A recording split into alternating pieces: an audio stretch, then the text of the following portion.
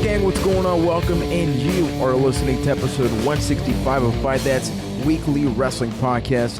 Thanks for taking time out of your busy schedule, or maybe you're at work right now hiding and you're listening to us because you want to hear us talk about Raw, Smackdown. We got Survivor Series matchups that are slowly developing. There might be a casket match happening in 2016, and Goldberg is back in the same week that we got James freaking Ellsworth in a number one contenders bout on SmackDown. Not just because AJ Styles kicked off the year has truly been surreal, so thanks for checking out the show. Drop a 5-star review on iTunes if you do support the show, and have a good laugh while listening to it, as well as check out patreon.com/bytethat. You get raw and uncut video version of the podcast, early access, exclusive behind-the-scenes updates, and tons more. My name is Juan Velas. I am from San Juan, Puerto Rico. Joining me, we got Keith Poshik from Winnipeg, Manitoba, Canada. And also joining me, Ryan McNulty from Boston, Massachusetts.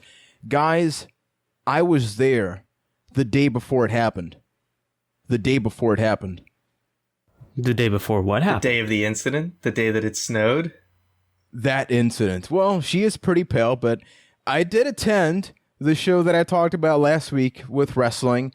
You know, I got to see Brother Nero live. I got to see Alberto Del Rio.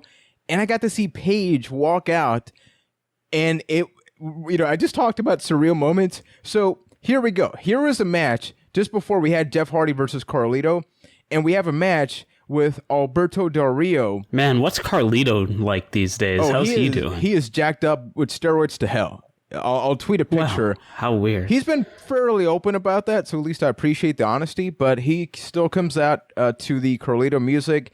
But in Puerto Rico, oddly enough, he still called Carlito Caribbean cool, which is annoying because you're in the Caribbean. It's like the Shining Stars. It's a little bit redundant. You're in the Caribbean. Technically, we're all Caribbean. Speaking cool. of, did you get a pamphlet? Were they giving out pamphlets? They didn't have any freaking pamphlets, man, but they were over. They enjoyed that. But then for the main event, you have ADR, who, just left WWE a little while ago. But then Paige came out before his match just randomly. Like, picture everybody setting up the world's worst cage, and she's just posting, and nobody. It truly is surreal how you have former WWE superstar and a suspended superstar then coming out to watch the match. So she was taking selfies. A friend of mine took a selfie because he was one of the cameramen, so I was very jealous about that. But yeah, we're not going to really talk about the whole thing with Paige getting married. That's getting all dirty, and we've talked about this on social media, where at the end of the day, it's people's personal lives. We can talk about Paige getting suspended at the same time as Alberto Del Rio, because that does affect the product, right? That affects what we're actually watching. But whether they get married or not, whether it's crazy or not, whatever, man. Let's just hope that she gets her life cleared up. But we got to see a lot of Puerto Rico on social media thanks to that. And yeah, we got a new wedding couple. So that happened. So how was the show itself? Honestly, I'm not a huge fan of Puerto Rican wrestling because they tend to have this thing, and this happened at the company that I worked in, where you have one manager managing 5 different wrestlers. So this guy kept getting kicked out of matches, only to then come out the match after and manage the other guy. Do the same thing. So it's like kind of like Bobby Heenan, but not as good as Bobby the Brain. So wait, he would take a move and then come back? Yeah, so it would be like he would clearly caused something in the match to happen. The referee does the whole thing like, you're out of here, and then he's just back the next match, which if you got kicked out, shouldn't you technically still be in the back? I'm applying too much logic. And dusty sometimes they finishes just are get everywhere banned from ringside for that Yeah, match. If we get all technical, he's but getting I see your thrown point. out for that match. I definitely see your point. The thing is, it happened with literally it was like 7 or 8 matches. It happened with 6 of them in a row. The last 2 matches were fun, but it was a cool experience, and the Puerto Rican crowds are pretty awesome. They were throwing stuff at the end because Alberto Del Rio is obviously a heel, Puerto Rico versus Mexico, and I hate that people would do that stuff. Okay, I do have an anecdote here. So I had a 4-year-old sit by my side, no parental supervision. She grabs her cell phone. Yes, a 4-year-old logically has a cell phone. I'm not kidding about the age. So she's writing to me, hi. So I'm thinking, it's like, oh, one of these cute girls that just wants to mess around, right? Hi, you. She texted you? She kept writing on her phone, and then showing me her phone. So like she wrote hi. So I'm just like, hi. So I'm like, how did you get this 4-year-old's phone number? No, whoa. Be careful with that. But I'm hanging out with a friend. She writes hi. I respond. Then you have ants in your ass in Spanish. What?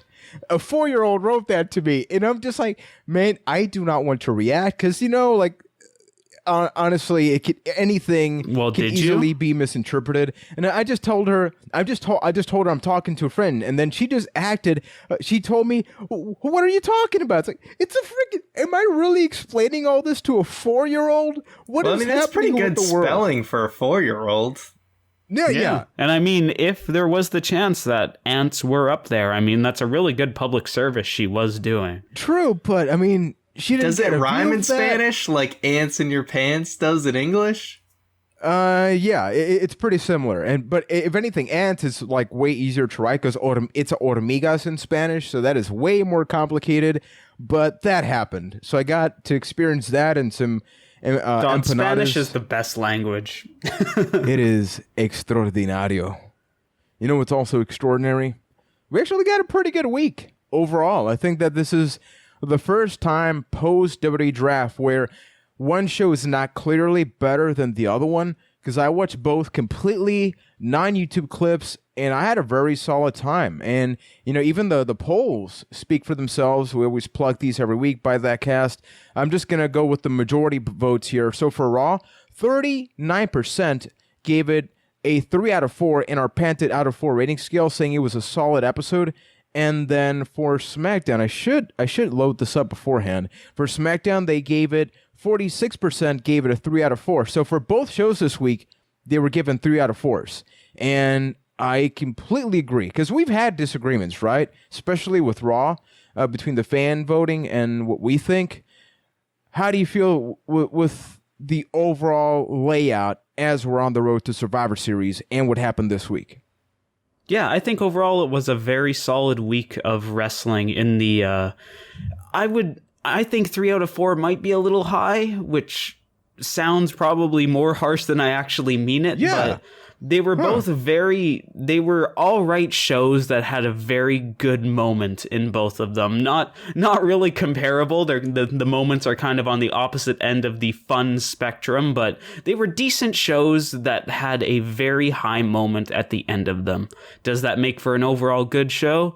I don't know, but it definitely goes a long way. Like, if you had that moment, I think if we didn't have those moments, I think the feel of this week would be very different. Yeah, I thought this week was really solid. I don't think either show was like absolutely amazing, but I thought both shows were really good. And dare I say, Raw actually won the week for me this week. And I agree. I really say that because obviously the Goldberg stuff was a very special moment that kind of put Raw over the top this week for me. And, I've always said Raw needs to do something special to really win the week for me. And I thought SmackDown was a very good show. It's just it wasn't quite there. It wasn't quite as special as Raw. At least that moment that really put Raw over the top. So guys, the apocalypse is near. Raw won the week for me. Yay. But no, I think you're 100% right with that, because if you put the great moments of both shows aside, the rest of the show was very comparable. Even if there was more of it on Raw, there was a couple of good promos, a couple of good matches, and then they both had those great moments. But Raw was the superior show of the two, just by a little bit, in my opinion. I do love how we're seeing the two great moments, and when you put them on paper, Goldberg and James Ellsworth. Yes. You show a picture of James Ellsworth to a non-wrestling fan, and they would just look at you like, this is exactly why wrestling is going down the drain, but it worked. And let's kick it off directly with the Goldberg talk. So we'll begin with Raw, and hopefully, I believe this week we're going to have a positive conversation. We've been talking about this for weeks, ever since the rumors started piling up, which is whatever, Goldberg, Lesnar, WrestleMania 20, not that great. Goldberg, man, he is the next AJ Styles. With AJ, we were all going, AJ not that great on the microphone, goes into WWE, shines bright like a diamond. Goldberg, his first WWE run, not exactly too great or too memorable, comes back and cuts the best promo for everybody. And he was able to please the family audience, right? Goldberg's been very open about why he left WWE, and obviously it's a much better playground for him because the women have an equal opportunity and all that stuff. So he comes back. He does a lot of things to sort of be like the superhero for the kids, but then he also is the badass guy reminding you of why he's awesome.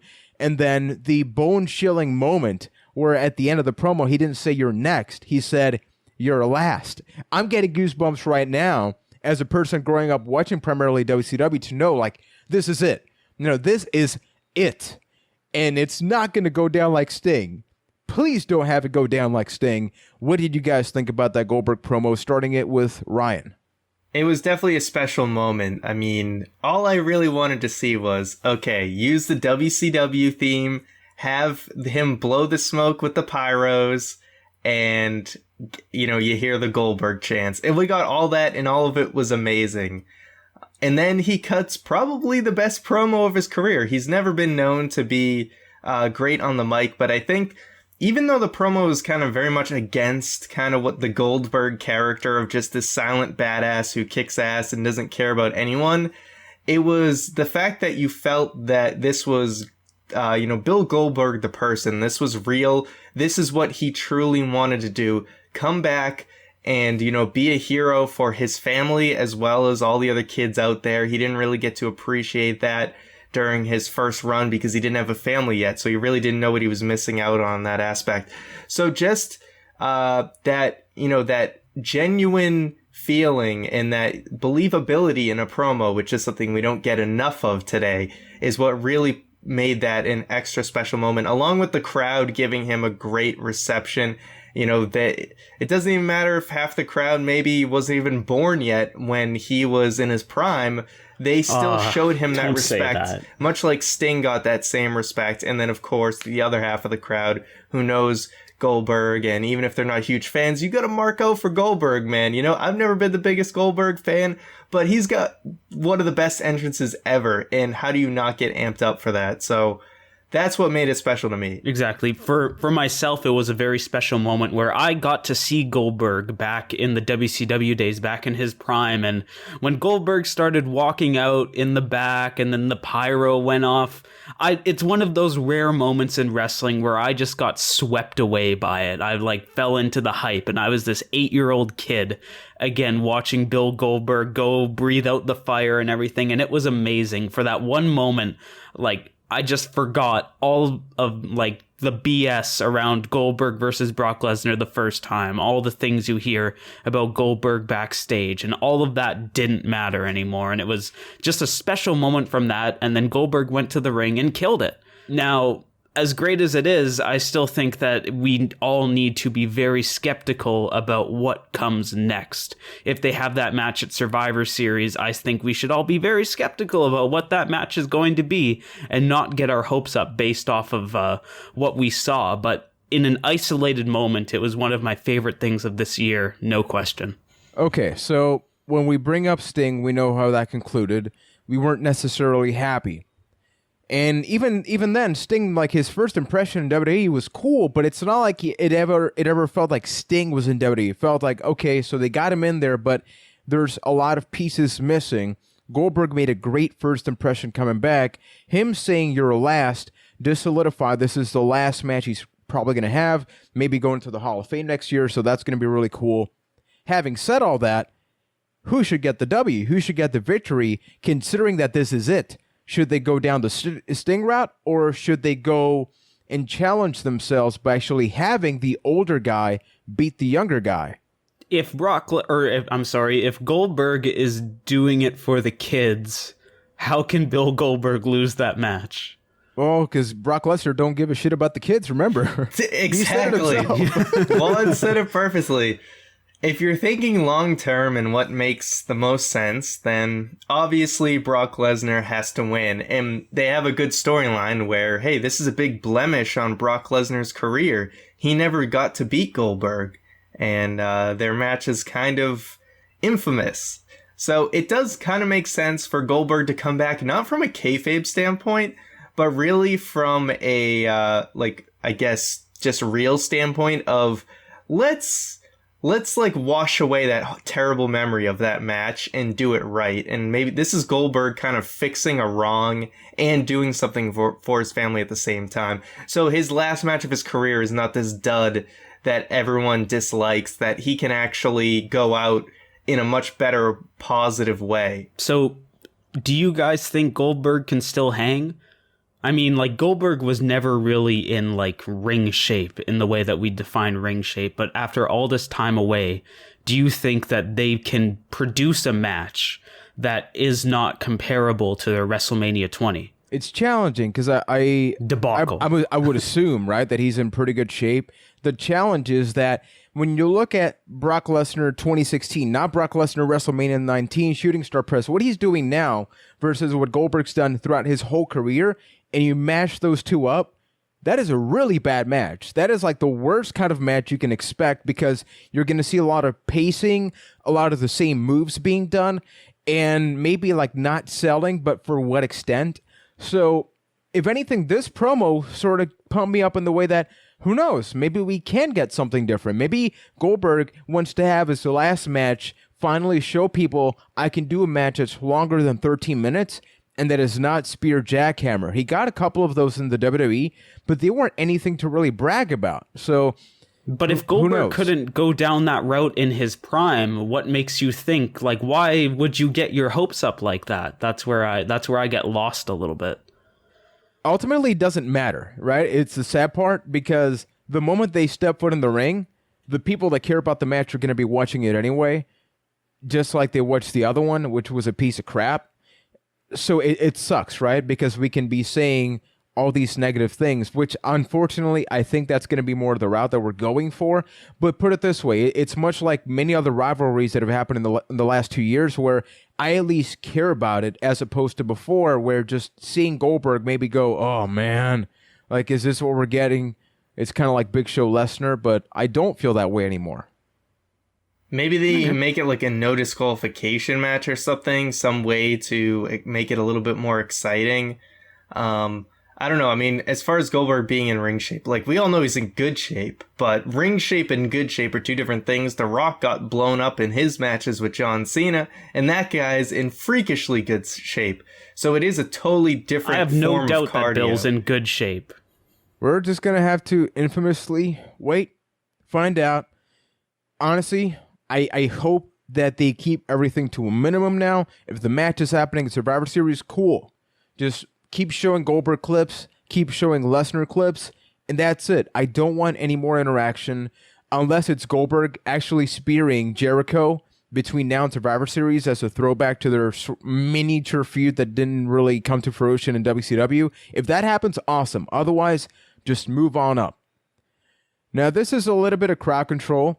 Mick Foley has not had the best, the best time overall, really, because last week we basically crapped on the guy as a GM, and he needs a little bit of social media training. So part one, we're not going to really talk about this, but it's food for thought. Mick Foley actually, which is cool, engages in direct message conversations on Twitter, so private conversations about the women's revolution, about things in general.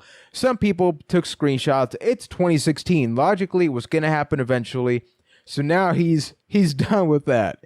And I think that's a good decision. But now he's back. As of today, he came back. Well, he came back, but apparently the DMs are gone. But that's not enough, right? Real talk. They shouldn't have been there in the first place. Agreed 100%. So what happens now? Apparently, he got a little bit too excited about the women's Hell in a Cell match and said, I believe this was on Facebook, showing him with a picture of alongside Stephanie, basically saying that's going to main event the show. But then he has to post, oh, maybe I got a little carried away. I don't know. Hey, whatever match you want to be the main event is the main event. Like this political answer to every sort match of clarify. Is the main event. Yeah, I didn't actually hear this. I legit thought it was going to be the main event. Yeah, so it's not like he basically had to undo the damage. So with Keith first, because Ryan kind of sounds like a robot for me right now. What do you think about this situation where, we think that Mick Foley and Daniel Bryan are just the character, right? Like they have no decision-making power. And here it is, right? He is basically killing himself as a character if you think about it. Because if you're the GM posting this picture, shouldn't that mean that is the main event? Only to then undo the damage. Basically says, you're just a character playing a role on Raw. Exactly. It pulls the curtain back in a very unfortunate way, because if Mick Foley is supposed to be this authority figure, yeah, he should be the guy making that call. But if you're backtracking and saying, oh, well, maybe not, it exposes you like, oh, you're actually just this character. And why are you doing that on social media? Like, shouldn't that be a Raw thing? I know that kind of falls under the whole, oh, let's pat them on the back even more on the show and give them the main event. But I feel like that's a whole separate issue from this. And yeah, it's just, there's no good that can come out of this situation, honestly. Like, it hurts Mick Foley as the GM authority figure. Now you're kind of damned if you do, damned if you don't. Like, I fall under the mindset that I don't think it should be the main event. I think that the Universal title Hell in a Cell should be the main event of Hell in a Cell. And now if you make that match, like if you make the women's match the main event, you're going to have those people upset. And if you don't, you're going to have the people that want to see it as the main event upset. So there's no way now that you can please everybody, where if you just said nothing and let the show go on as normal, nobody would have even thought about it that much. Yeah, it's just a case of really getting overly involved in a situation that maybe you need to just dial it back, because now you're just saying promises that you can't keep, and it just gets really messy. Yeah, so the whole thing now is that if that is indeed the main event, and they originally did not plan on doing that, they got to change something, right? Although at least this week they did try something different by having both Sasha and Charlotte be interviewed one-on-one with Lita, which I think is super interesting because they do these sit-down interviews every week. Now with Lita, it's with Michael Cole, and I've been an advocate on Twitter, and we've talked about this in the past, which is, why don't these interviews make it on the main show? They further develop the characters, you get to see the personalities, you get the tough questions. It's kind of like talking smack, but inserted into the product. So I do like that. I'm still not really sold on Sasha's character. If anything, this week it showed me, you know who the real boss character is? Charlotte. The way she carries herself and talks about herself, she feels like the boss. Sasha is still, unfortunately, and this is not, and I don't want to seem so apologetic. I just hate, because we're going to talk about Rollins in a little bit, how WWE has to flip this switch of, you're the spokesperson now, so you completely change your character because your goal now is to cater to this audience, to do this or to that. Your character becomes secondary. And now Charlotte is in a league of her own, and where in SmackDown Live you get to see a solidified roster. We got a really solid match between Naomi and Alexa Bliss this week. Raw is the Charlotte show, featuring Dana Brooke awkwardly pinning Bayley after botching the rope pin. So Bayley lost to a turnbuckle bump, really. The worst way. Yeah. You're like, wow, former NXT Women's Champion. What a way to lose on Raw. Very, very sad stuff. Any last comments about this stuff? Charlotte, I think you make a good point. Is Charlotte definitely seems way more like the boss. And I don't know, these sit-down interviews, it's still more of like the, hey, we're more about the accomplishments than the rivalry, and like, hey, we're doing this first and that first, and it's a little inauthentic. And there was that great quote that I tweeted about. Someone on Reddit basically said, you gotta love how WWE pats themselves on the back for breaking down barriers that they themselves put up. And that's exactly that. Man. It just sums up the women's revolution just right there. He just laid it out there, and that is just it. You know, it's a much greater conversation that I believe we should save for another day, but it's so fascinating how over the last few weeks there's just been a hard turn on the perspective of women's wrestling from a fan standpoint, at least on the Raw side, how everybody's slowly turning against it, or at least it's going in a direction that everybody's not fond of. It's fascinating. And the sad part is it's not for the in-ring part. I mean, with the exception of Dana Brooke, everybody's in agreement. These matches are great. But if anything, okay, you know what? This is equality. Holy crap, I just thought about this. Because we're going to talk about Sparkle Crotch, and many people are cringing at just hearing that. If we complain about the Roman Reigns, about the John Cenas that have to be the spokesperson, that have to cater, that have to do these crappy jokes, if the women are doing the same thing, hypothetically, they are equal. Because if we're complaining about them, they've achieved pure equality. Exactly. They're both at the same level of like, why am I a wrestling fan / oh my God, please like change the character. So people, we cracked the code. We're officially at a point where we can complain about both on the same level. So with that being said, Keith, I got 2 words for you. And they are? Sparkle Crotch. That's what they call Ryan at junior high. But what you think about Rollins on Raw? It was one pair of glitter underwear, man. Just one pair. They never let you live it down. Yep, exactly. You wore them on the wrong day at gym, and it ruined you forever. But man, maybe, I don't want to take... Ryan made this point to me, so I don't want to take it too far away from him, but maybe we all owe Roman Reigns an apology. Maybe it wasn't Reigns' fault. It's crazy to just see, like, now that Rollins is going in this different direction, like, as more of a good guy, how there's just been such a hard turn, where Rollins was one of the best people on the microphone not 3 or 4 months ago, when he returned, and now he is saying things like Sparkle Crotch, and I don't want to say any more so Ryan can get his point in. Ladies and gentlemen, it's been figured out. The code has been cracked. We know, we have all the answers. All the answers are here. And that is that Roman Reigns is not nearly as bad as everyone thought he was. And it's just been horrible writing this entire time. It's been horrible writing. All right. Now, some people like the whole Sparkle Crotch thing and the crowd got into it and whatever. And some people are just, there's a beautiful thing called confirmation bias, where basically people are just going to filter things through their own head and justify it just so that they still see things their way. And there's some people out there that legitimately enjoyed that Seth Rollins Sparkle Crotch stuff, and God bless you. And then there's some people who just really like Seth Rollins, and they just want to, anything that he does, they just have to convince themselves that it's great, even though this wasn't really that great in my opinion. And it was your cookie cutter, this is what we think a good babyface is like promo. And I'm just like, they would have, if Roman Reigns didn't get suspended, that would have been him up on that stage saying that exact same promo. And guys, maybe you let this one slide, but if they keep doing this, everyone's going to start disliking Seth Rollins too, because, I thought it was awful.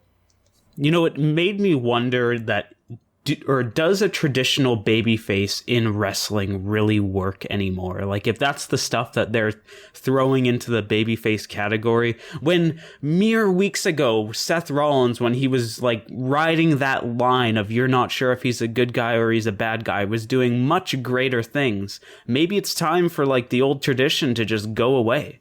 Yeah, nobody wants this phony, just comedian stuff. Like, Seth Rollins isn't about being a comedian. If it's like it fits the context or whatever, but like these babyface promos, it's always just like forced comedy that they're just they're trying to make something work. They're trying to make fetch happen with Sparkle Crotch. I think I love you for that, by the way. My thing is this: it's that ultimately, WWE cares about one storyline specifically on Raw. They're working on that with SmackDown, right? It's like I mentioned, I believe it was 2 weeks ago, like before our No Mercy predictions, where I hope they don't push The Miz into the world title scene, because that's the whole thing. Like, every wrestler, all of us as fans, I don't think anybody can disagree. If you disagree, send us a tweet, Byte That Cast. I'd love to get your comments. The moment a wrestler walks out, even a Braun Strowman, you're immediately thinking, oh, when's he going to get the #1 contendership? When is he going to get the opportunity? Darren Young, it better lead to a world title opportunity. Otherwise, it's worth nothing. Like, we've cemented this thought where it's either this or absolutely nothing else. Where champion if you look or at bust. the 80s and 90s, what? I said champion or bust. Exactly. But if you look at the 80s or 90s, Mr. Perfect, hey, what about his WWF Championship run? Guess what? There is none. But then you talk about his Intercontinental Championship run. He was perfect enough to be memorable. And he made the Intercontinental title mean something, but that didn't mean like, oh man, but the WWF Championship. No, keep him where he is. Like, if that character is good, then make it like that. And when you watch a movie, if the sidekick character is great, you don't see Robin being the main focus just because people like Robin in the first movie, like in Suicide Squad. Like Harley Quinn, like everybody loves to dress up as her, like we're in Halloween, but that doesn't mean the movie's about her. Like Joker is still the Joker. You don't swap characters, is what I mean. Like you don't swap characters in any form, but we as wrestling fans are so accustomed to that. So I think it's really just a matter of getting our expectations real, where Rollins has this spot now where before it was Reigns, before it was Cena, before it was The Rock, but The Rock and Stone Cold were at this era where they didn't give a crap. It's just get over and beat WCW's ratings. But then you go to Hulk Hogan, and then what was Hulk Hogan, right? You keep going back and you see like this spot has always been there. So just so I'm understanding your point, are you saying that we should get out of the mindset that the main title or titles period should be less important these days?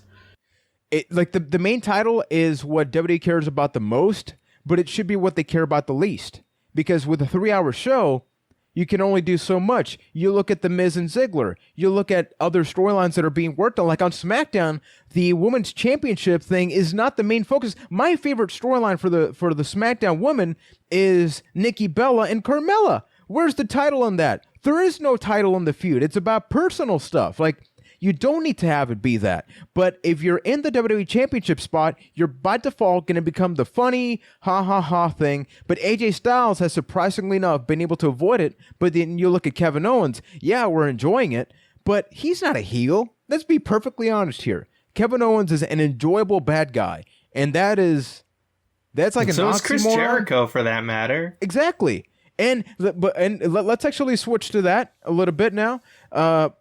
We finally got some sort of indication of what's to come, maybe at Survivor Series or something, I'm not sure, where Jericho, and this was actually a good thing, he kind of called Kevin Owens a stupid idiot, and then he cut himself off, and even the crowd reacted, so he was able to get that over to a point where sooner or later this is happening.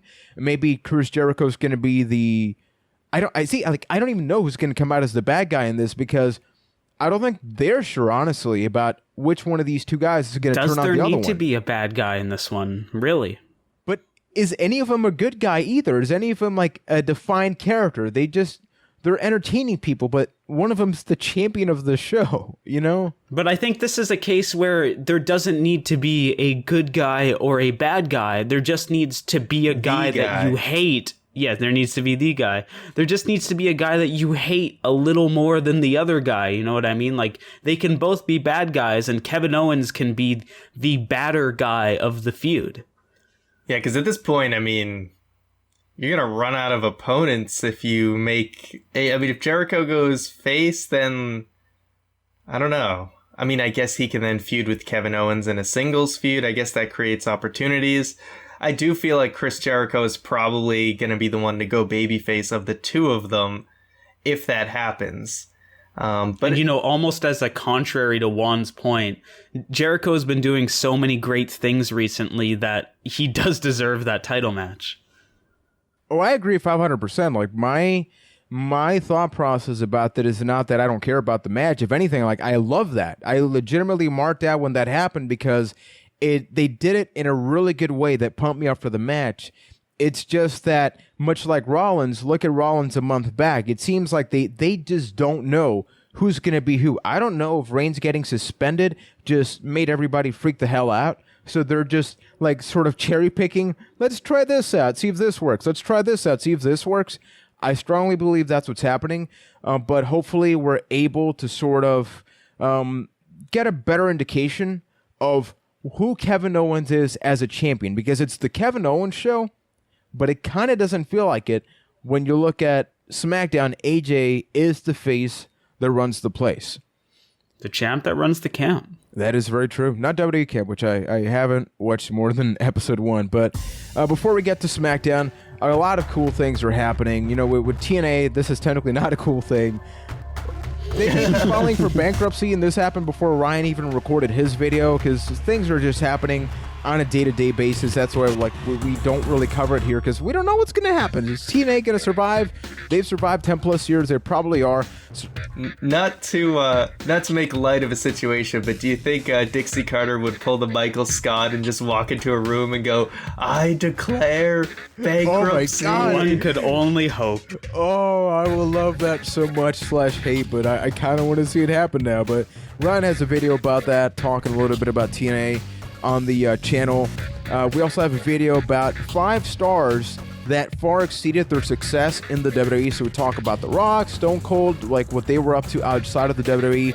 And this Friday, we have a new Play That. So we sort of rebranded. We used to call them BT Plays. Then we sort of realized, hey, we're called Byte That. So Play That. We played WWF Raw on the Xbox. We previously played WWF Raw on the Super Nintendo.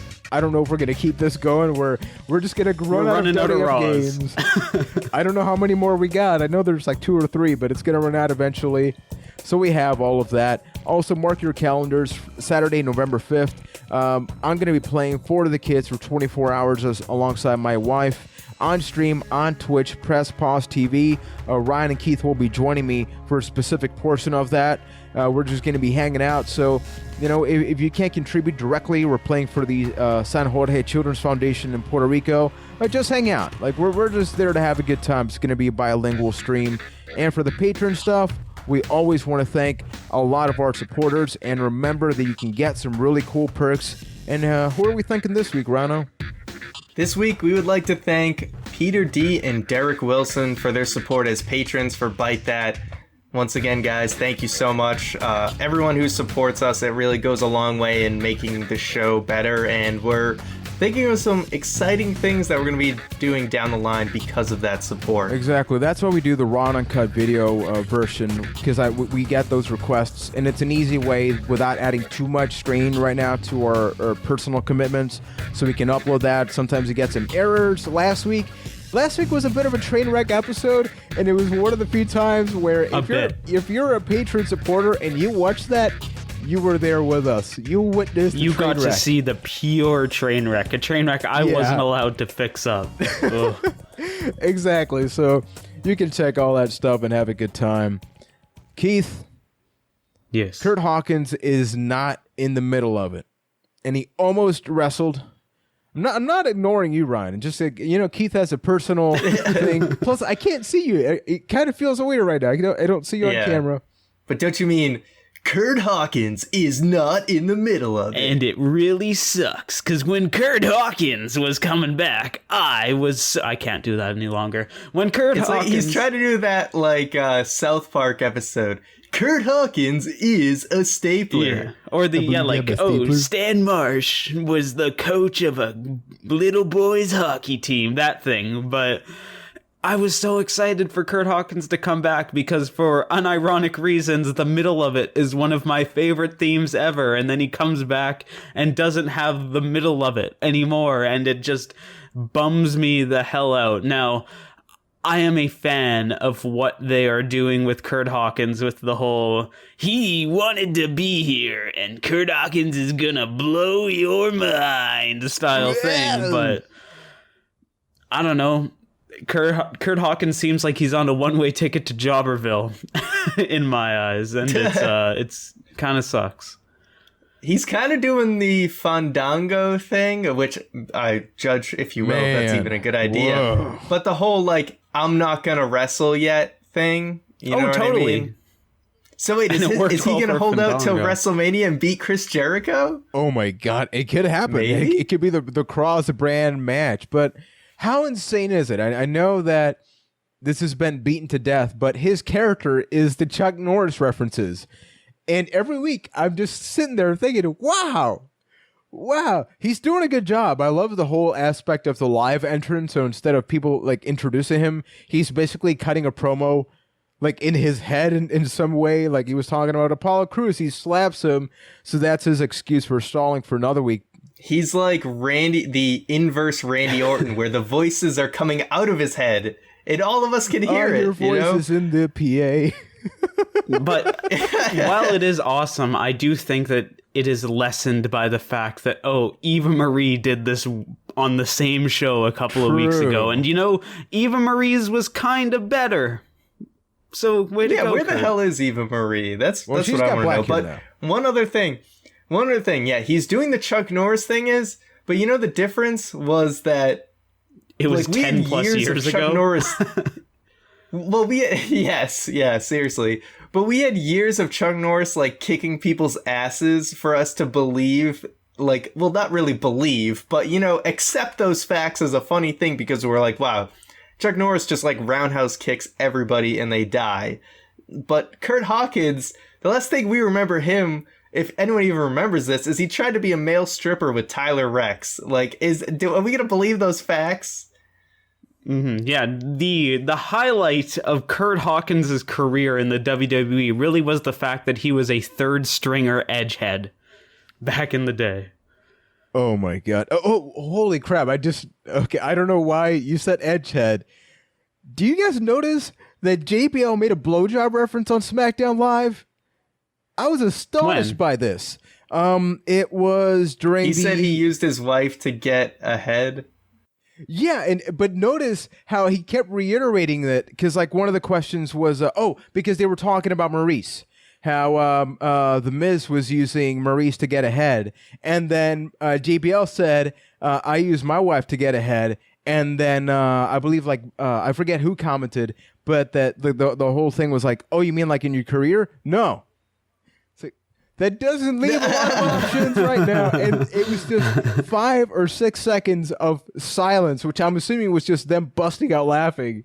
It's just so weird how and that Vince happened. McMahon shouting into his ear. And he's like, Mama Joanna, Michael, I do whatever I want. I climb the mountain, Michael.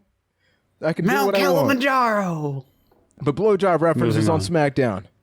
That's how we're going back to the Attitude Era, folks. That's not PG. Casket matches. I didn't know those were things we needed or wanted back, but that seems to be where they're going. Randy and Kane are a tag team, which is a little odd, but kind of fitting in a way because of Randy's Viper thought thingies and then Kane's the monster. So it seems like they're going for Viper Brain. Can I just call Randy's the Viper Brain? Viper thought thingy. Yes, Thoughts, with thingies. the monsters. Yes, Eat, that sleep, is... repeat. Viper. I'm thoughts, totally following thingies. you. How are you feeling about this evolution, if you can call it that, of the storyline between Bray Wyatt and Randy Orton, where they're removing the one-on-one element, integrating the Wyatt family and Kane to sort of do something else, I guess, to maybe save Bray Wyatt from a clean one-on-one loss? I mean, he's the new Undertaker with zero credibility, pretty much. It's going to take a very, very long time for that credibility to come back. And I guess this is a good start, right? So Bray Wyatt just needs to start winning all the freaking time so that we can actually accept him as a threat. And you know what? Going against Kane, I think he's got a pretty good shot. Yeah, but at the same time, that shot slowly fades away when you throw Randy Orton into the picture. He still hasn't beaten Randy Orton clean, because he, right, yes, because he hasn't, because the match was a no contest, and then Luke Herp came out. But I don't know, man. It just seems so scatterbrained, this whole feud. First they're doing flippy mirrors, and now they're going into the casket realm, and Randy Orton's slowly going crazy, but is not changing up his style at all to reflect that crazy. And it all feels very lost and directionless to me. And I ended up feeling why is this the thing that's opening SmackDown? Why is this one of the main feuds when it's so directionless at this point? The casket, Kane being in it is the only thing that is kind of making me go, okay, it's all right that they're doing the casket, but it's a little annoying that if this does end up being a casket match in some way, that it's come on, like I said just like 2 minutes ago, they're trying to make Bray Wyatt like the new Undertaker. Can we at least give him like his own like match type and not be, hey, let's recycle the Undertaker's match types and give them to Bray Wyatt? I mean, he's done the Inferno match. Would it be a chair match? Like you just go to the rocking chair? Do like an outhouse match for all I care. Just something Bray, a buzzards match, you know? It's like Kettle from Hell, but you lock a bunch of birds Ryan, in there with them. Can I drop a dose of real on you for a second? Most of Bray Wyatt's matches for the last 2 years have been outhouse matches because they're a place where you go when you need to just shit. Wow. Whoa. Well played, sir. Very well played. GG. Let's talk about the positive thing, the main event, the true thing that you tuned into SmackDown. So in good, October it's being 2016. compared to Bill Goldberg. You got Goldberg, and then you got James mother freaking Ellsworth, who once again defeated AJ Styles. Now, yeah, blah, blah, blah. You got the DQ finish. I could, real talk, like non-jokingly, this match had all the elements of why wrestling is so awesome. And AJ Styles needs so much damn credit. It's insane. Because he was able to take a match that most people, if this was on Raw, and if it was John Cena instead of AJ or Reigns instead of AJ, oh my God, I don't even want to imagine the crowd reaction. But AJ Styles, it's really easy to cheer the guy, but he was definitely the heel. This is like my contrast to the Kevin Owens talk. And Dean Ambrose played a great role of, even though like he's the number one contender guy or close to that, he complemented all of this so well. How did you guys enjoy this match / wrestling experience?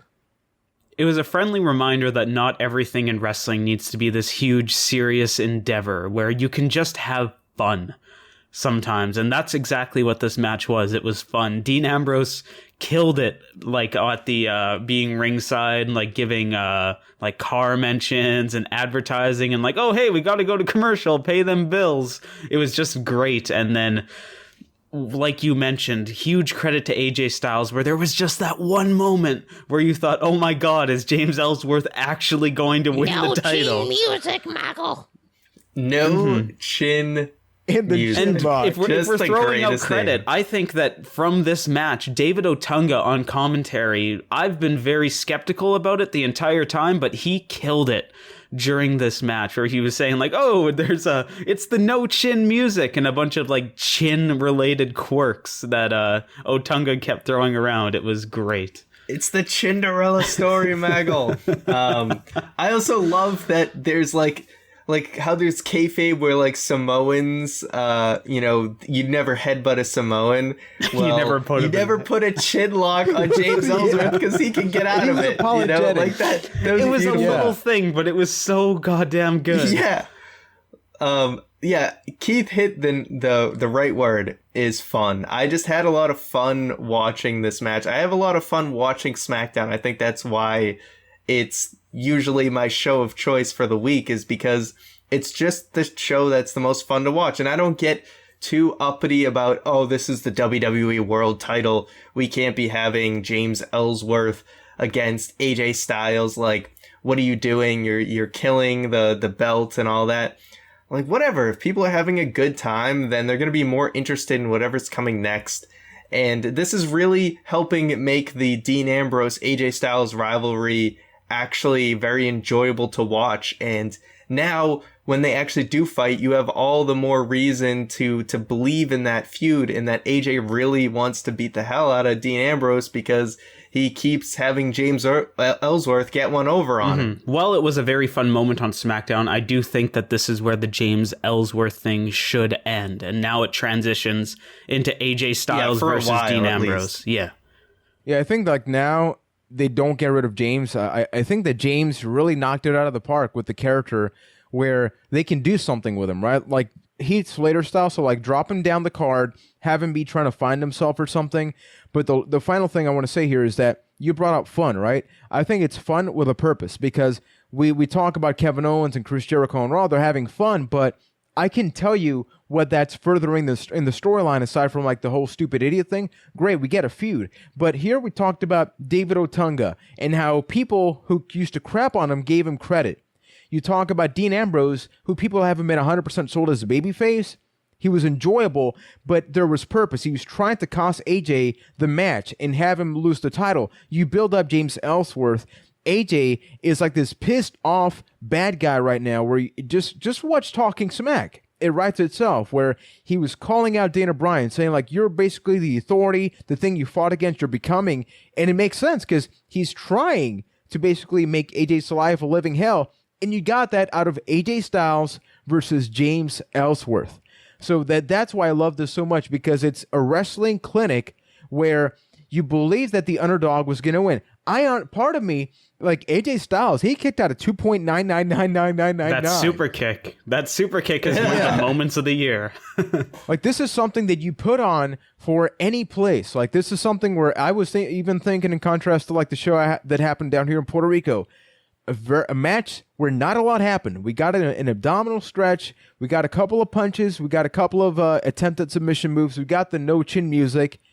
That was pretty much it. There was not a lot. We got a commercial. The match got a freaking commercial break over. You marked out for the fact that Dean Ambrose was telling you we got to go to commercial break. How is so good? It's amazing. It's mind blowing. So please, everybody listening, give us your comments. I love this so much. I love AJ Styles. He quickly climbed up to become my favorite person in 2016. Got a rough start with Chris Jericho, and now the man is rocket to the moon, basically. Everybody, seriously, I don't know, like his promos and everything. Like, he's just, I don't know, he's just been phenomenal. Yeah. I was gonna say that without even thinking of the whole deal, but seriously, I mean, what everyone thought was like one of the weakest parts of AJ has actually been one of his strong suits. I mean, this guy, like, everything he touches is turning to gold. As far as Ellsworth goes, I don't want to see him around for a while. I think, like, if he should be a surprise entrant in the Rumble, and that would be awesome. That would be perfect. So if you just keep him off TV until then, the crowd's going to go nuts for him. Okay, calling it right now. Survivor Series, if he somehow makes it into that 5-on-5 match, Team Smackdown, that's how you do it. You know the crowd is going to blow the roof, and he's going to, when he eliminates somebody, oh my God, screw the Rumble. I want that to happen right now. Before we get to the questions, just some quick homework for everybody. I know you don't like homework, you know, you're tired from work, but Talking Smack, Baron Corbin promo. I know that Ryan and I had a chance to talk about it. I don't know if you've seen it, Keith, but if not, like, tweet later during the week. Baron Corbin sold me so much on his character. Drop the tweets, Byte That Cast, once you check that out, to see if we agree or disagree that is a step in the right direction. And keep in mind, send us your questions on Twitter, also using the hashtag AskBT. You can send us a lengthy, juicy email to bytethatcast@gmail.com. Let us know where you're from. We love knowing, you know, we get people from New Zealand, from India, from all across the world, or simply drop a comment on YouTube, although the primary sources have definitely become Twitter and the email, because we cover both Raw and SmackDown. So Keith, take it away, bro. Indeed they do. So actually, before we get to the questions, a little bit of housekeeping here. Did any of us watch Santa Slay? No. I was going to write a note about that. I tried. I was going to see it. Our apologies, sir. We did not get to it. I will do my best. Nicole, we're watching Santa Slay this weekend. It's a Goldberg movie. You're going to hate it. All right. So next week. Apologies. The date with my wife is going to be that. Mr. Cypher. Mr. Cypher, you can be the shame nun to us this week, because we deserve the shame, but we will get to it. But questions. On to the first one from Collector9000, who asks, who is the WCW superstar you guys relate to most? His is Scott Steiner, because he gets upset like Scott Steiner. Geez, you should really work on that, buddy. This is like a 4-hour question for me. Oh, man. Is it sad? The first two picks, and it says so much about me. Ernest the Cat Miller or Disco Inferno? I don't know why. I knew Disco Inferno was one of them. I knew it. Because I'm a disco dancing fool. Actually, I can't dance for shit, but I love Disco Inferno. That's fair. Oh, Jesus. Who do... Mike Sanders for Ryan. I think I relate to... why can't I... Oh, my God. Who's the guy who ruined WCW? Why can't I think of his name right now? There's too many twists. Vince Russo is the name David you're looking for? Vince Russo. Okay. That's what I want to say. Is because if I ran WCW, I'd probably have the same immature humor and run the company into the ground. I love that answer. Who's the guy that ruined WCW? Man, that's like a top 20 list. Yeah. I didn't even realize, oh yeah, there's like so many answers to that. Yeah. This one's a tough one for me. There's nobody that really pops out in my mind, so I'm going to cop out. David Arquette. Ah, that hurts, man. That's owies. But, so, two-part answer for me. I'm going to let the Byte Club decide who I am. You can tweet at us and let me know. And because I personally can't think of anyone, I'm just going to say the name Norman Smiley out loud and move on. So thank you for the question. Our next question comes from Ashley H., who asks, are you a buff baby who can dance like a man? Can you shake-a your fanny and shake-a your can? Bit of a weird question there, but I believe the answer you're looking for is that I'm a tough tootin' baby that will punch-a your buns. I can punch-a your buns. Punch-a your buns. Thank you for the question. Do we need to give you some time okay. or something? Like, what's happening here? I don't know. It's a weird... Is there something I don't watch the MTV? Is there something I'm missing here? It's an Adventure Time reference. I got it. Oh, okay. So I'm not one of the cool question. kids. Sorry. Ryan, we're You're out not. of the club. Apparently. Indeed. So thank you for the question. I don't want to be in the club right now anyway. It's looking pretty bleak. Ugh. Just lose to... Rip Carl Anderson. Oh my God. Lose to Big Cass every week. Man, what a bummer. After all those weeks of like, yeah, we're the tough guys, you just lose like that. Nope. R.I.P. So our next question comes from the cynical Cypher himself as he waves the shame bar or the shame bell in the air at us. Cynical Justin, who asks, with AJ Styles jobbing to James Ellsworth recently, a little bit of a stretch there, I'd like to ask what your favorite jobber/squash match is. Favorite jobber? It's actually quite the tough question. But favorite person that squashed people, I love Umaga. So if like you want to talk about a wrestler that like his jobber matches, like the people that he destroyed, it's kind of like Braun Strowman. Braun Strowman's becoming a really badass guy in the mile high white what? Not what? No white club. Oh, no, Mile High. What were they called? Was it the Mile High Club? Mile High Trio. There we go. Oh, Mile High Trio. Okay, I was thinking of something else. That's a totally different thing. Whoa, now we're Braun, man. Those are We don't some even small, fit in there, man. small spaces. Yeah. Well, Braun's very agile for a man of his size. So, what's your favorite squash match, Juan?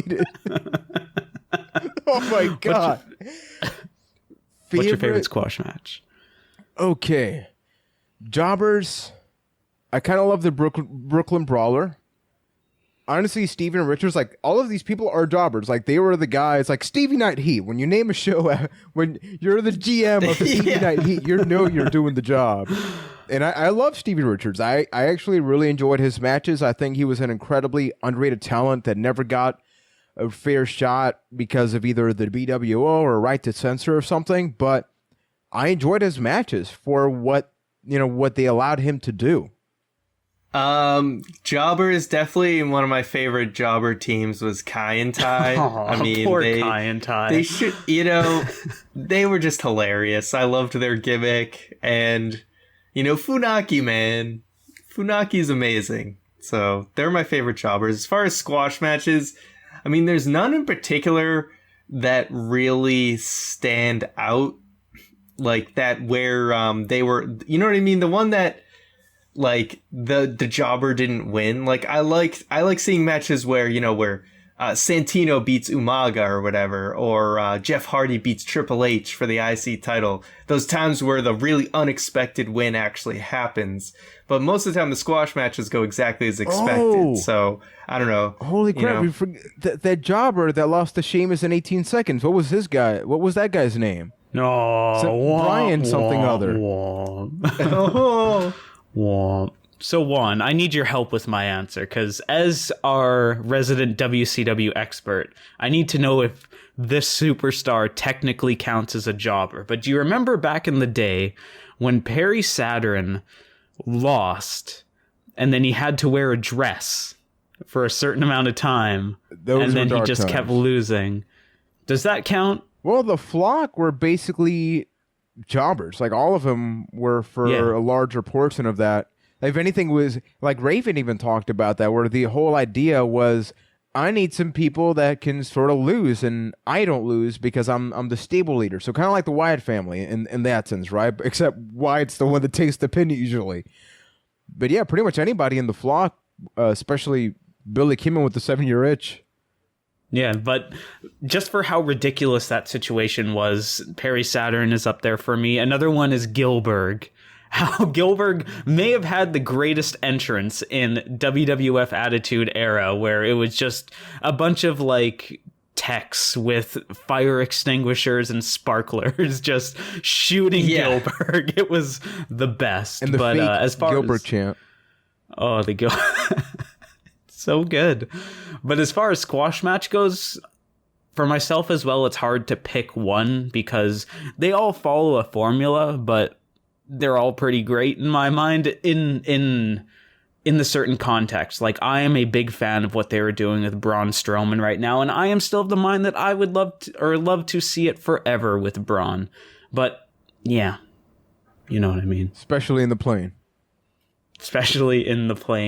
with the Mile High Club. So thank you for the question. Our next one comes from Cody C, who asks, who would you have liked to see Goldberg face if he stayed in the WWE after WrestleMania 20 instead of leaving? So to answer that, we need to sort of contextify things. Yeah. Yes.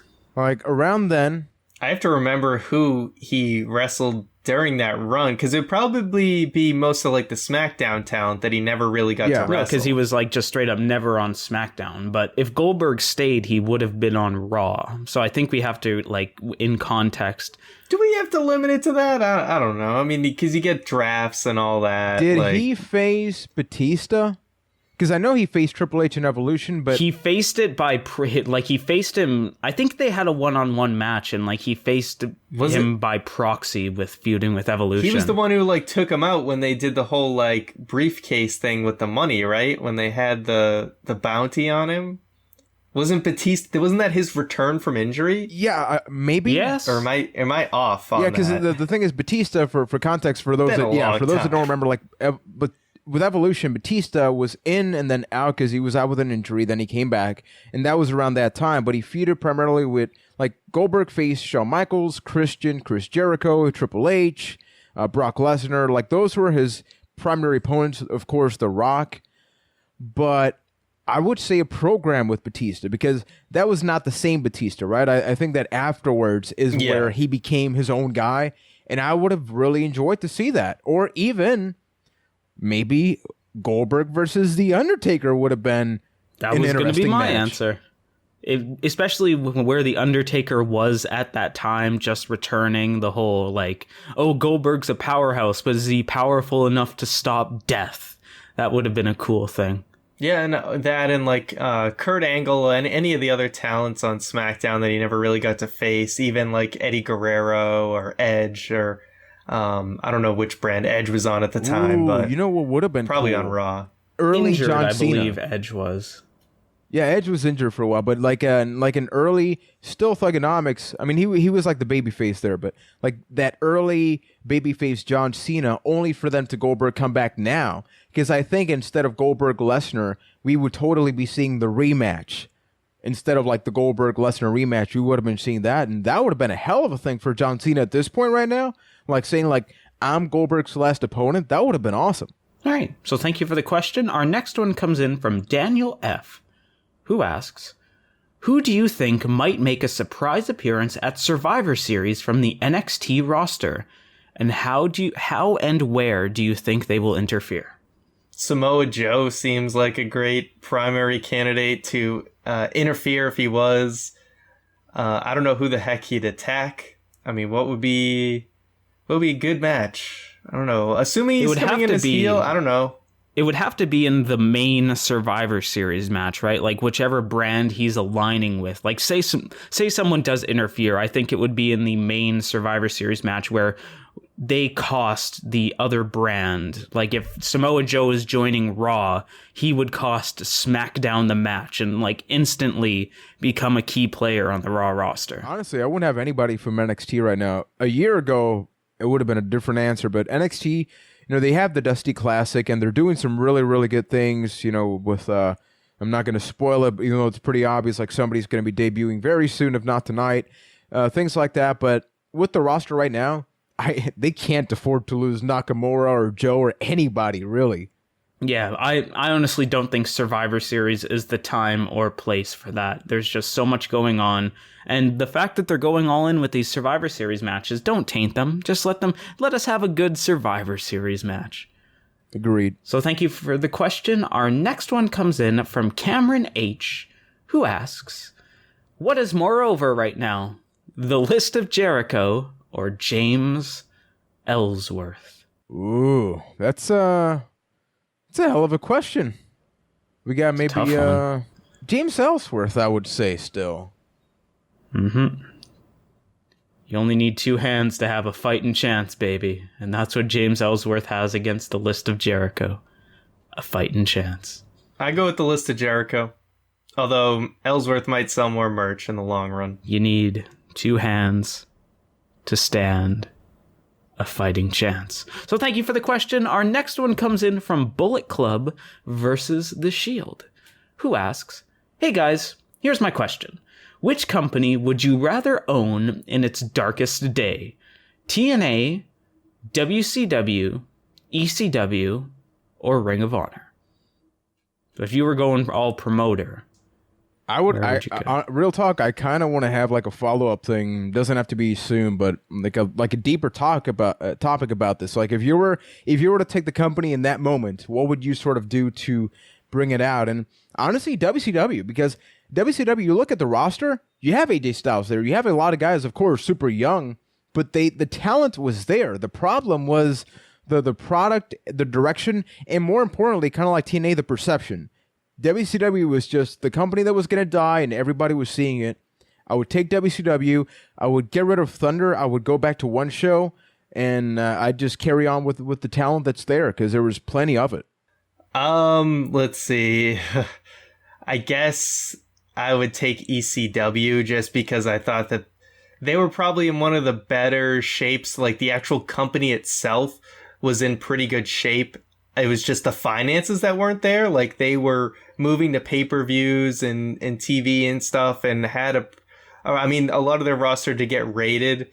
But I would go with that because it seems like they had the following behind them. Okay, and for myself, I'm with Juan, and I will say WCW, just because, I don't know, it was, of all of these examples, WCW, I think, had the most solid core. Like, yes, there was a lot of BS going on, but of the talent pool that was there, you just really you could do the most with WCW. I know ECW you could make the exact same argument for, but I don't know, like most of the ECW roster at that time, with a few exceptions, of course, just isn't my style. I enjoy, like, when I think of which roster I enjoyed the most, WCW definitely stands out more in my eyes. And that's not a blanket answer, because we still had our Buff Bagwells on WCW. I like Ryan's answer. That is really what it is.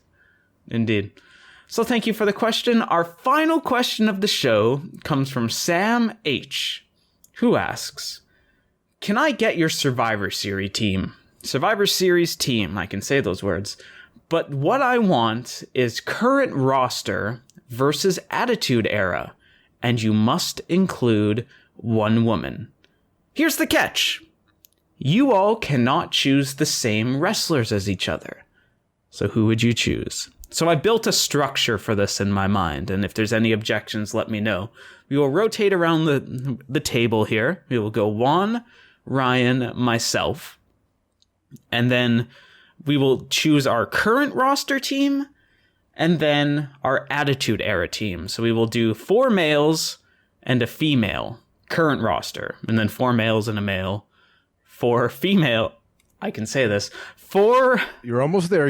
males and a female from the Attitude Era. Does that sound good? Sure. Okay, so let's start with but Juan. before you do start, I think we may have to remove one of his things because, like, for example, if I'm always before you, I can say, for example, Styles, and like I kind of get priority. So do we want to limit? So if I say somebody, you can't say it, or what? That's a good point. Do you think we could do it that way? Let's challenge ourselves? Let's see what happens. Let's just build one team together. Okay. Versus another team. All right. I'm down with that too. We're adapting. Exactly. We only need 2 hands to have a fighting chance in this question. So who's our team? Let's start with current roster. The female has to be Sasha Banks, right? Or would it be Charlotte? I would actually say Charlotte. Charlotte. I vote Charlotte. Okay, I can get behind Charlotte. Whoa. So okay. Mile High Club. Yeah. So AJ Styles. 100% agreed. Mm-hmm. Seth Rollins. Yep. I don't know why the majority's here. I would probably look elsewhere right now, but yeah, I'll accept your Ellsworth elsewhere? Why not? Sure, yeah. So right. Kevin Owens has to be there. John Cena. See, I don't think Cena should be there. Cena's eaten a lot of pins recently. And I think if we want to build the best Survivor Series team possible, we should let the new guys shine. Like, I would say that Dean Ambrose would be somebody better than John Cena in this case. I would actually argue Roman Reigns over Dean Ambrose. I don't think so at all. I would kind of go with Reigns, actually. Because, like, here's my thought. You've been overruled. Yep, I respect your guys' choice. Your choice is wrong, but sure. but by the way, just quick thing is, because if we're building today's roster, even though Cena's still technically today, even his character is like, I'm still here, right? So I'm thinking like a 2016, 2015 roster, and that's why I don't think he should be in. So yeah, so we have Charlotte, Styles, Rollins, Reigns. Is the last guy Kevin Owens? I mean, we could complete the Shield here and just throw in Dean Ambrose. I would, and personally, like, Shield jokes aside, I would put Dean Ambrose over Kevin Owens. Like, yes, Kevin Owens is champion, Kevin Owens is great, but Dean Ambrose is doing greater things right now. And Dean Ambrose is more established as like a top guy, where this is really new for Owens. Mm-hmm. And we're kayfabe, like, this All is right, the fine. team that wants to win against Team Attitude, right? So, Yeah, exactly. The Shield plus AJ and Charlotte. Wow. God, we are the most, like, 12-year-old fantasy booker answer right here. I personally would like to bring to the table that we remove Roman Reigns, though, and throw in somebody like Chris Jericho. If we're going like cream of the crop, though, for just Here's I don't the know, thing. Chris if we were to, Jericho. like, tally up. If we're going for cream of the crop, Roman Reigns does not No, be but on, I mean is cream of not the on crop this. as like what is the main event of WWE? Yes. And Jericho's Roman part of the Reigns Attitude is Era. I the would mid say- card. Yeah, we could have Jericho. Well, Jericho's probably not going to make the cut on the Yeah, Attitude I would Era not throw side. Attitude Era Chris Jericho in there, but I would say that Jericho goes above Reigns on this team. But Jericho, okay, before this heel turn, we're like, Jericho's just the guy who loses all the rivalries, comes back for a month, whatever. Like, come and on. before the Today's spotlight was taken off Jericho's of him, improved, Roman Reigns like, was, the is- guy, he won everything, and he's hot trash, so really. He's entertaining, And now he's but the from the mid-card. match perspective, I still think he's like the weaker. If Roman Reigns is like a 92 in a game, Jericho's like an 85 right now. I'm talking, like, if we were, like, if this was, like, real life, man, and we're trying to, like, Okay. actually make a team that's going From to that win. from that perspective, why the hell is Brock Lesnar not on this list? Brock Lesnar should be replacing Roman Reigns. Okay, That's a good point. All right, fine. Let's think about that. So, what if we maybe swap Reigns for Lesnar? Would that work? I could get behind that. I'll get on board with that. Hey, we got an agreement. Yay! Okay, now we got to do the Attitude Era. So The Rock and Stone Cold. Yeah. Can we? Yeah. Yep. Really, The Rock, Stone Cold, Triple H. Yeah. Yes. I vote Lita for the woman. Yes. I think like my argument would be between Lita and Trish Stratus, but I don't think Trish Stratus was Trish Stratus until the Ruthless Aggression era. Could you say China? Because I would put China over Lita. Oh yeah, actually China makes a ton of sense. In Attitude Era? Because like Lita and Trish blew up after the Attitude Era, not during it. Because Trish was still like TNA Trish. But Lita was still doing Team Extreme stuff in the Attitude Era. Like she was still an active competitor doing like her moonsaults and in matches and stuff. Like I think Lita is more valid as an Attitude Era competitor than Trish Stratus, where Trish was more of a valet, doing the stuff with Vince McMahon and Testin Albert, and she didn't really become like a serious competitor until the switch happened, until the Ruthless Aggression era really took off. But China, it's a good point. China was over as hell in the Attitude Era. I mean, people loved her. And she could fight the men. Exactly. I mean, she plowed through WrestleMania. But... Yeah. So wait, do we have one more? Yeah, we're still missing one male. We have The Rock, Stone Cold, Triple H, and China. This is tricky because like you can go Undertaker. Yeah. But what about Mick Foley? Like Mick Foley's kind of where I like Mankind. And I mean, does Shawn Michaels count for the Attitude Era? Because he was around at the beginning. I don't think it's like tough. A cheap answer. Because he would totally be in my list, but I think you'd have to disqualify him. Okay, who else? Mm-hmm. Like before we just say like this is the one person, we have Taker, we have Foley that could be there. You have Kane. I mean, Kane was a beast. And I would say of Foley, we go with Mankind. Because I think that's a cheap answer if we go with all three. And we go with the Mankind persona of Foley. This is a tough one. We have Paul White / The Big Show. I mean, Kurt Angle at the tail end, you know? Yeah. I don't think Kurt is on here. Kurt is like... Because Kurt blew up in like the Alliance, like which some people say is still kind of Attitude Era, but...